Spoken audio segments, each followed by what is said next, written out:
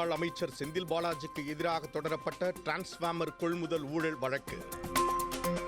மத்திய புலனாய்வு பிரிவான சிபிஐ விசாரணைக்கு மாற்றி உத்தரவிட்டது சென்னை உயர்நீதிமன்றம்.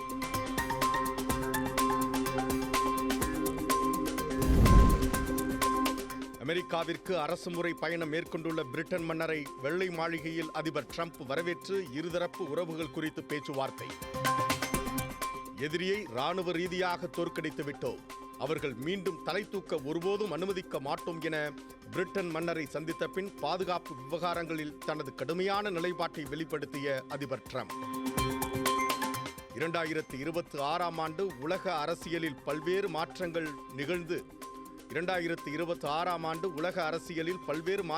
நிகழ்ந்து வரும் சூழலில் அமெரிக்கா மற்றும் பிரிட்டன் இடையேயான இந்த உயர்மட்ட சந்திப்பு சர்வதேச அளவில் முக்கியத்துவம் பெற்றுள்ளது.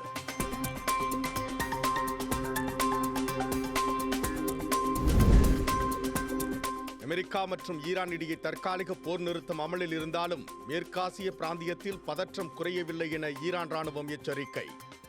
உலக வர்த்தகத்தில் முக்கிய பங்கு வகிக்கும் ஹார்முஸ் நீரிணையை தனது கட்டுப்பாட்டிற்குள் கொண்டுவர அதிபர் டிரம்ப் தீவிர முயற்சி.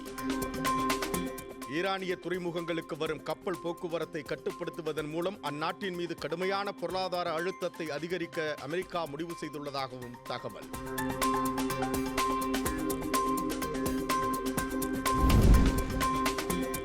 தனது நாடாளுமன்ற தொகுதியான வாரணாசிக்கு 2 நாள் பயணமாக சென்றுள்ள பிரதமர் நரேந்திர மோடி இன்று காலை காசி விஸ்வநாதர் கோவிலில் சிறப்பு வழிபாடு நடத்தினார்.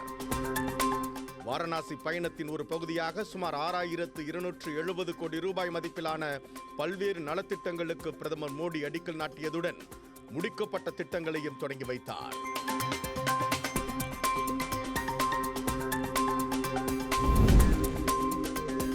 சென்னையில் கடந்த சில நாட்களாக உச்சத்தில் இருந்த தங்கத்தின் விலை, சர்வதேச சந்தையில் நிலவும் பொருளாதார மாற்றங்கள், டாலரின் மதிப்பு மற்றும் தங்கத்தின் மீதான முதலீட்டாளர்களின் ஆர்வம் குறைந்திருப்பது போன்ற காரணங்களால் தங்கத்தின் விலையில் சரிவு.